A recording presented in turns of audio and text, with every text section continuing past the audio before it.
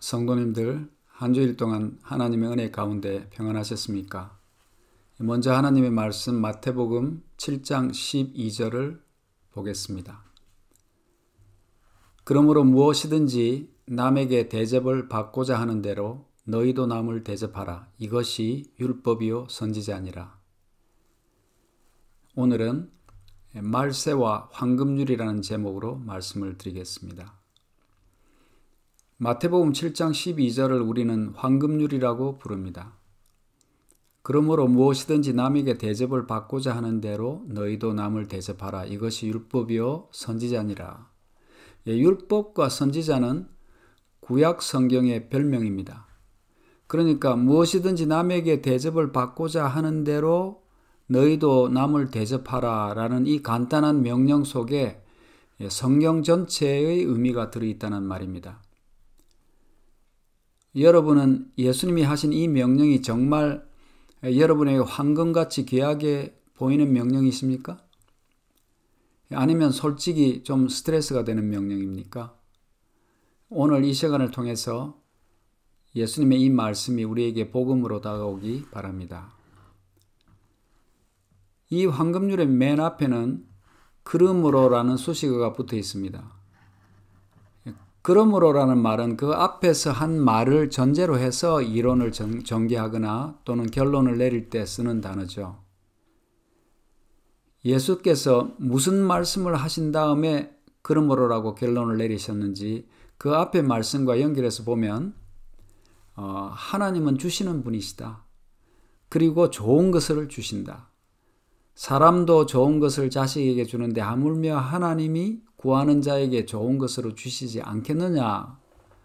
그렇게 말씀하신 다음에 그러므로 너희도 남이 너에게 해주기를 바라는 좋은 것으로 주라.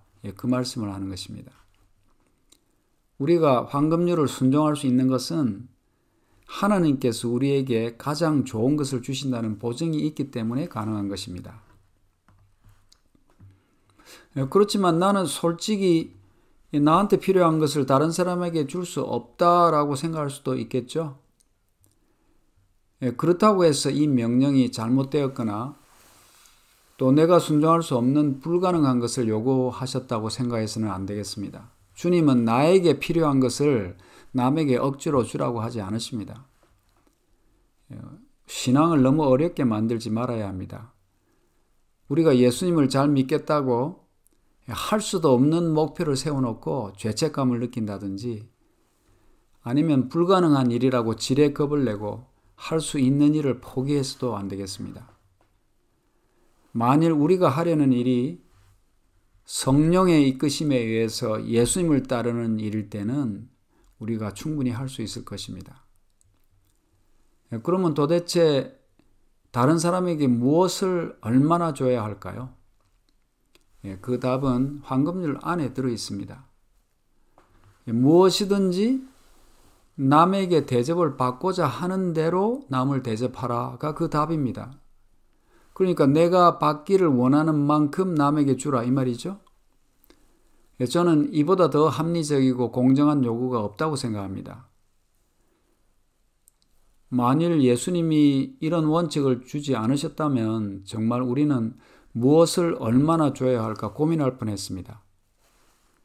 내 집도 줘야 하는지, 내 옷을 다 줘야 하는지, 내 자동차, 컴퓨터, 또 가진 것들을 다 줘야 하는지 말아야 하는지, 줘도 고민이고 안 줘도 고민일 뻔했습니다. 그런데 예수님은 무엇이든지 남에게 대접을 받고자 하는 대로 남을 대접하라 하고 한계를 정해주셨습니다. 실은 우리말 개역 성경에는 대접이라는 이 원어에도 없는 말을 넣어서 번역했기 때문에 무슨 대접할 때 해당하는 말처럼 일반적인 삶과는 거리가 있는 듯한 느낌이 있어요. 한글 킹 제임스 역에 좀 더 원어에 가깝게 번역이 되어 있습니다. 그러므로 무엇이든지 사람들이 너에게 해주기를 바라는 대로 너희도 그들에게 그렇게 해주라. 이것이 율법이요 선지서니라. 그렇게 되어 있는데 이것이 원어와 좀 더 가깝습니다. 무엇이든지 다른 사람이 나한테 해줬으면 하는 그만큼 나도 해주라는 말이죠.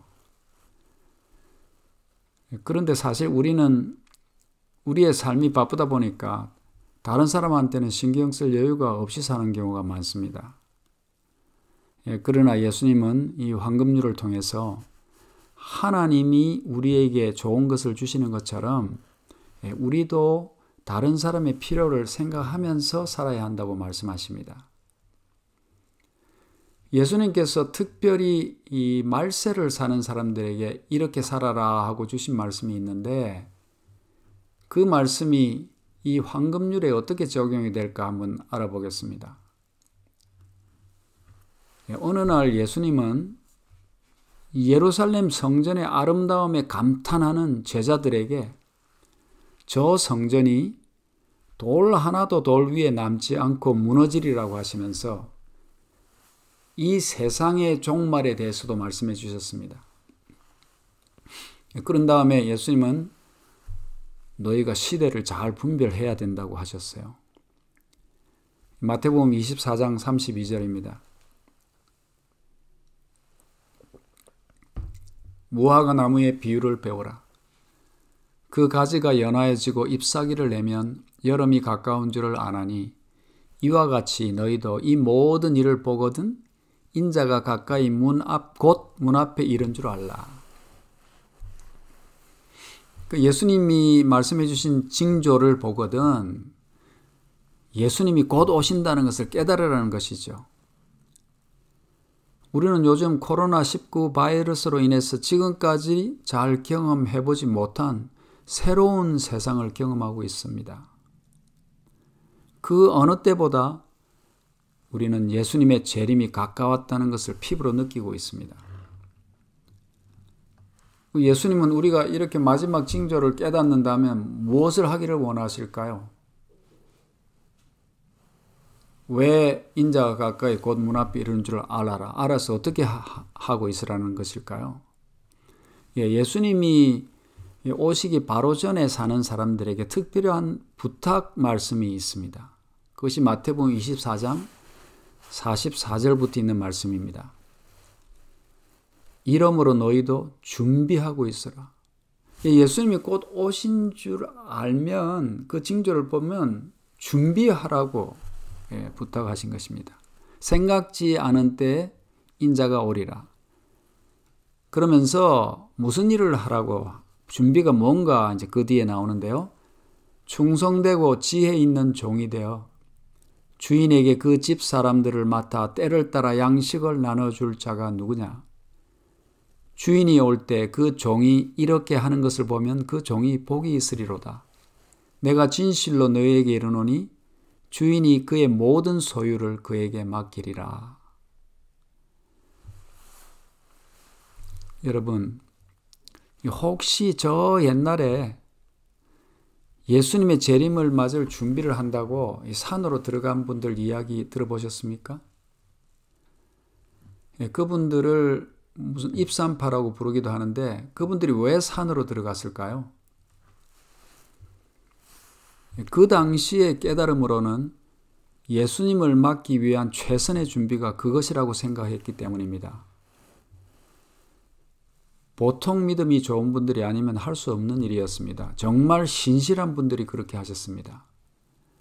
가산을 정리하고 학교에 다니는 자식들 공부를 그만두게 하고 살아보지도 않던 산으로 들어가는 것이 어찌 쉬운 일이었겠습니까? 정말로 예수님이 곧 오신다고 믿는 사람들이 들어갔습니다. 지금도 그래야 된다고 생각하는 분이 계실 줄 몰라요. 그런데 이제 시간이 지나면서 그 생각은 예수님이 하라고 하시는 준비와는 좀 거리가 먼 것이라는 것을 알게 되었습니다. 방금 우리 읽은 말씀에서 예수님은 어떻게 준비하라고 가르쳐 주셨습니까? 45절 보겠습니다. 충성되고 지혜 있는 종이 되어 주인에게 그 집 사람들을 맡아 때를 따라 양식을 나눠주는 사람이 되라고 하셨습니다. 하나님의 종이 되어서 맡겨주신 사람들에게 필요한 양식을 나눠주는 사람이 되라. 그러니까 충성되고 지혜 있는 종은 자기 자신의 구원을 걱정하고 있는 사람이 아니고 다른 사람들을 위해서 일하는 사람이라는 말이죠. 다른 사람을 위해서 양식을 나눠줍니다. 여기서 양식이라는 단어는 먹는 음식을 말하지만은 말씀의 양식도 됩니다. 히브리서 5장 12절에 보면 양식이라고 한 같은 단어가 말씀이라는 뜻으로 사용되고 있습니다. 그러니까 예수님이 오시기 전에 다른 사람에게 때를 따라서 양식을 나눠준다는 말은 육신의 삶에 필요한 양식을 나눠준다는 말도 되겠고 구원을 얻는 데 필요한 영적 양식을 공급해 준다는 말도 되겠습니다. 여러분, 황금률과 연관이 되나요? 예, 황금률이 바로 내가 받기를 원하는 것을 다른 사람에게 해주라는 것이 아닙니까? 예, 그러면 언제까지 그렇게 하고 있어야 될까요? 네, 예수님이 오실 때까지, 또 할 수 있을 때까지 그렇게 해야 합니다. 우리가 어떤 제약을 받는다거나 쫓겨간다거나 이래서 할 수 없을 때면 모르지만은 할 수 있을 때는 예수님이 오실 때까지 남에게 신경을 쓰고 살아야 된다는 말씀이 아니겠습니까? 주인이 올 때 그 종이 이렇게 하는 것을 본다고 말씀하셨습니다. 예수님이 오실 때 참 그렇게 하는 걸 보면 복이 있다고.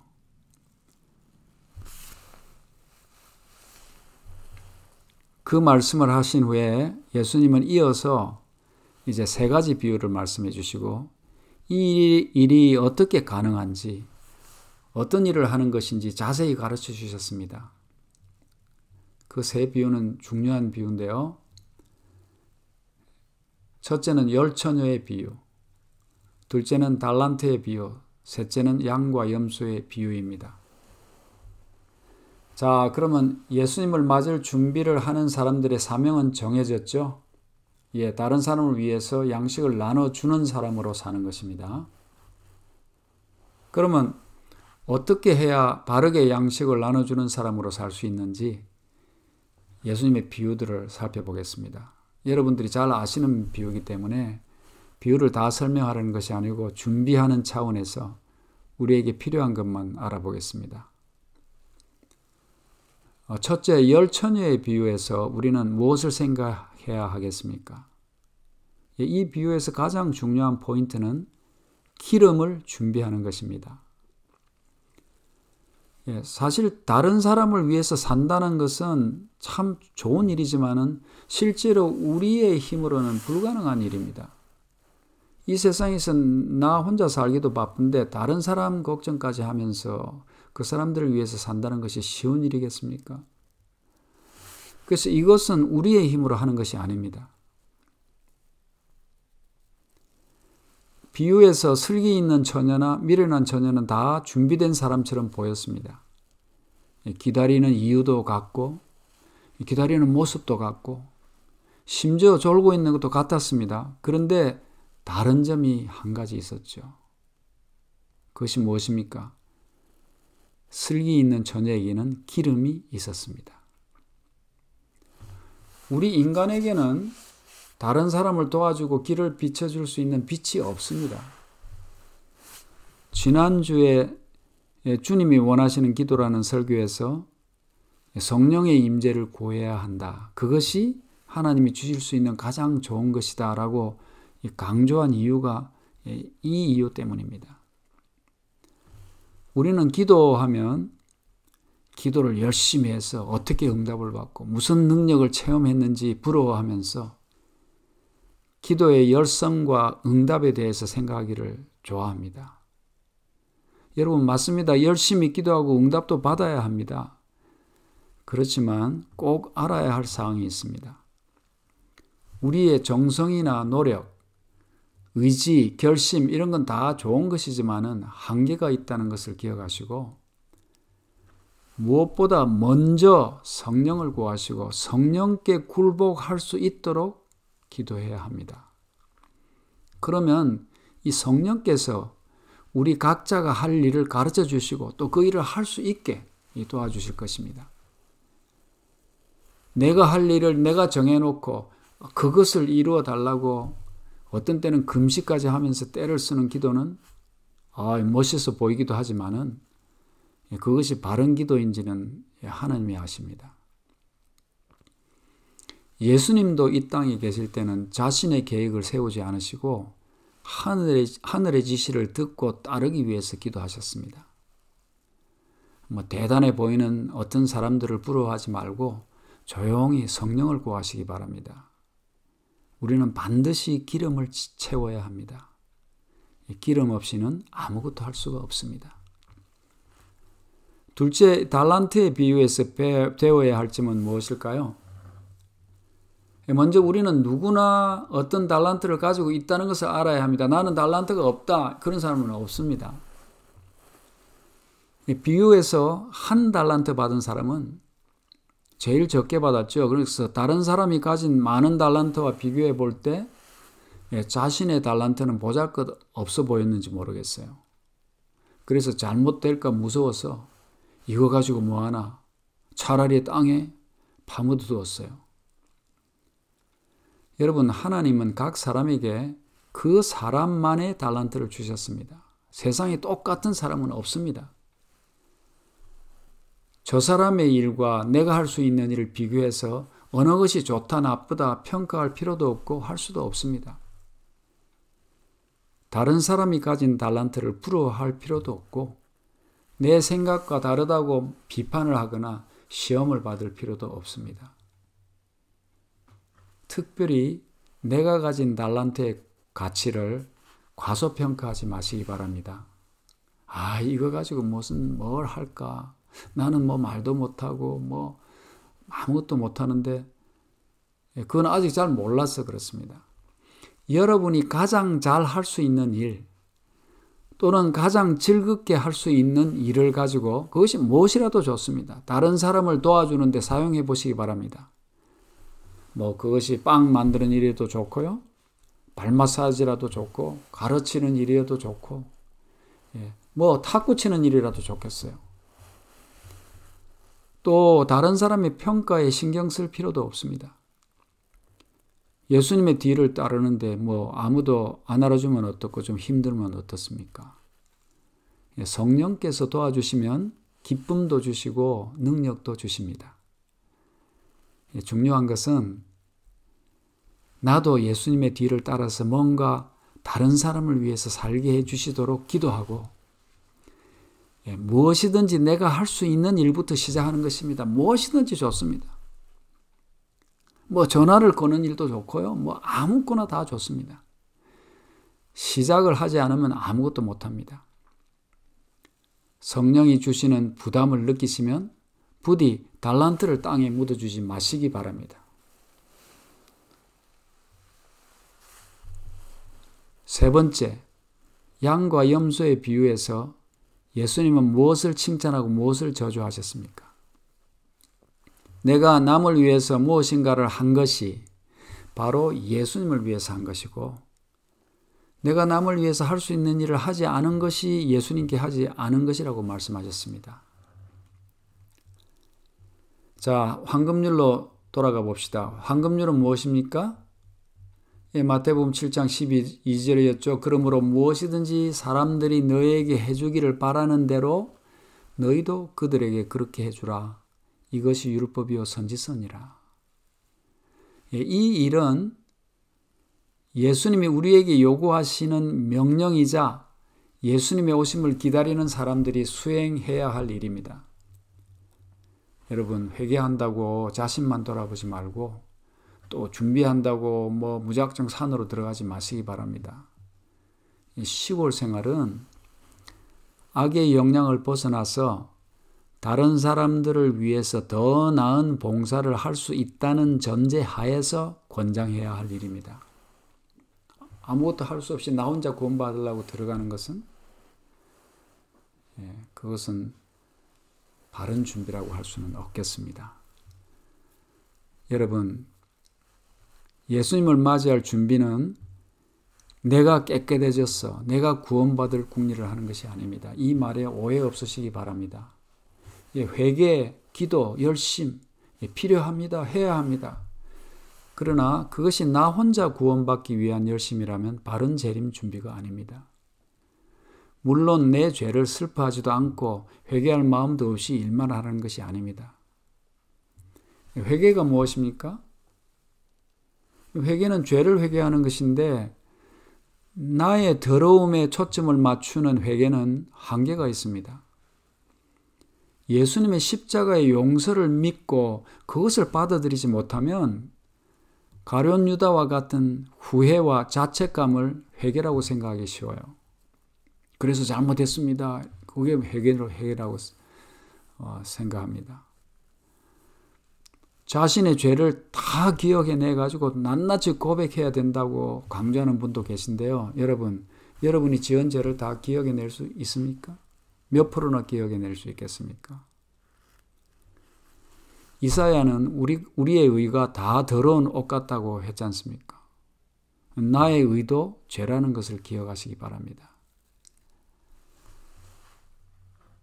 또 그리고 우리가 죄를 회개해야 한다고 할 때 생각해야 할 점이 있어요. 우리가 회개해야 하는 이유는 하나님의 법을 어겼기 때문이 아니겠습니까? 그럼 법을 어겼으면 무슨 법을 어떻게 어겼습니까? 율법이 무엇입니까? 율법은 예수님이 하나님을 사랑하고 이웃을 사랑하는 것이라고 말씀하셨습니다. 그렇다면 내가 다른 사람을 위해서 살지 못한 것, 즉 사랑하지 못한 것이 율법을 어긴 것입니다. 내가 다른 사람에게 나쁜 짓 안 했다고 죄를 짓지 않은 것이 아니에요. 내가 하나님을 사랑하지 못한 것, 또 이웃을 사랑하지 못한 것이 죄를 지은 것입니다. 유대인들처럼 율법에 적힌 글자를 범한 것만 죄로 생각하지 말고 내가 다른 사람을 사랑하지 못한 것을 더 애통해하고 회개해야 될 것입니다. 그런데 여러분, 내가 참 오늘도 누구를 사랑하지 못했습니다. 그렇게 막 애통해하고 회개하는 거 잘 보셨습니까? 맨날 내가 화낸 것, 욕심낸 것, 교만, 시기심, 이런 자기의 결점을 붙잡고 회개한다고 하는데 죄된 근본 마음이 새롭게 바뀌지 않으면 그것은 헛수고하는 것입니다. 회개해봐야 다시 나옵니다. 그것은. 시대의 소망 172페이지에 있는 말씀을 보겠습니다. 마음의 냇물이 맑게 되려면 먼저 마음의 샘이 정결하게 되어야 한다. 자기 자신의 행위로 율법을 지킴으로써 하늘에 이르고자 힘쓰는 자는 불가능한 것을 시도하고 있는 것이다. 단지 율법주의적인 종교, 곧 경건의 모양만을 가진 자에게는 안전함이 없다. 그리스도인의 생애는 옛것을 변경하고 개량하는 것이 아니라 본성을 변화시키는 것이다. 자신과 죄에 대하여는 죽고 전혀 새로운 생명으로 나오는 것이다. 이러한 변화는 성령의 효과적인 역사에 의해서만 이루어질 수 있다. 여러분, 제가 여러 번 이 말씀을 드렸죠. 부디 막 나를 바라보면서 회개한다고 하고 막 나를 고치려고 하지 말고 나를 대신해서 제물이 되신 예수님을 바라보시기 바랍니다.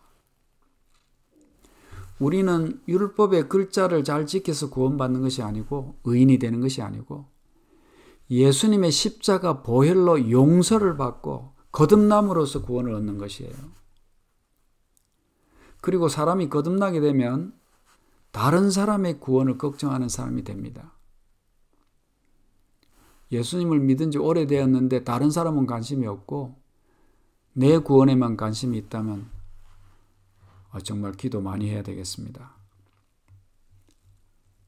그런데 하나님의 사랑을 갈급하고 다른 사람을 사랑하는 사람이 되는 것이 어떻게 내 힘으로 되겠습니까?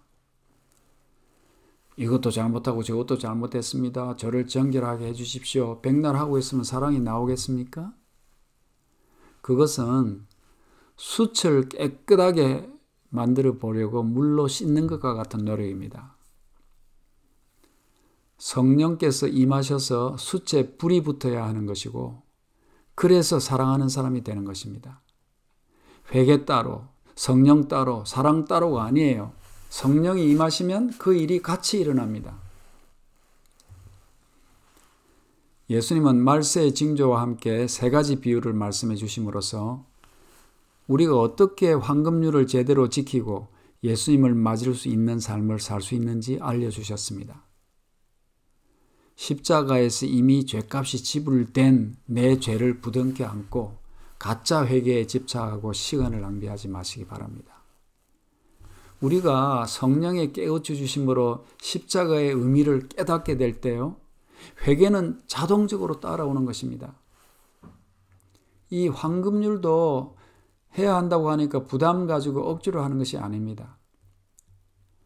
성령의 인도하심을 따라서 나에게 주어진 달란트대로 그냥 내가 할 수 있는 일을 하는 것입니다. 사람들이 우러러보는 대단한 일이 아니어도 좋습니다. 마태복음 25장 40절입니다. 임금이 대답하여 이르시되 내가 진실로 너희에게 이르노니 너희가 여기 내 형제 중에 지극히 작은 자 하나에게 한 것이 곧 내게 한 것이니라. 지극히 작은 자 한 사람에게 한 일도 좋습니다. 큰 일을 수많은 사람에게 많이 해야 된다고 스트레스 받지 마십시오. 성령께서 시키시는 대로 하면 됩니다. 한 사람에게 하라면 한 사람에게, 100사람에게 하라면 100사람에게 하는 것입니다. 예수님께서 성령을 통하여 우리가 할 일을 할당해 주시는 것입니다. 시대의 소망 640페이지 보겠습니다. 심판의 때에 우리들을 서게 하든지 혹은 넘어지게 할 그리스도의 생애의 법칙은 그러므로 무엇이든지 남에게 대접을 받고자 하는 대로 너희도 남을 대접하라이다. 산상보훈 136페이지 보겠습니다. 그리스도 교가 세상에서 이처럼 능력을 발휘하지 못하는 것은 사람들이 그리스도의 이름은 부르면서도 실제 생활에서 그분의 품성을 부인하기 때문이다. 주님의 이름은 이런 일로 인해 모독을 받는다. 막 깨끗하다고 하고 신앙이 깊은 척 말은 잘하지만 삶에서 나타나지 않기 때문에 오히려 주님의 이름이 영광을 받는 것이 아니고 모독을 받는다는 것이죠. 같은 책 137페이지 하나 더 보겠습니다. 하늘과 땅을 살펴보라. 우리의 동정과 도움을 필요로 하는 사람에 대한 자비의 행동을 통하여 나타나는 것보다 더욱 능력 있게 나타나는 진리는 없다. 진리가 이론으로 막 가르쳐준다고 나타나는 것이 아니고요. 우리 도움을 필요로 하는 사람에게 그 도움에 그 필요한 것을 채워주는 걸 통해서 가장 능력 있게 진리가 나타난다는 것입니다.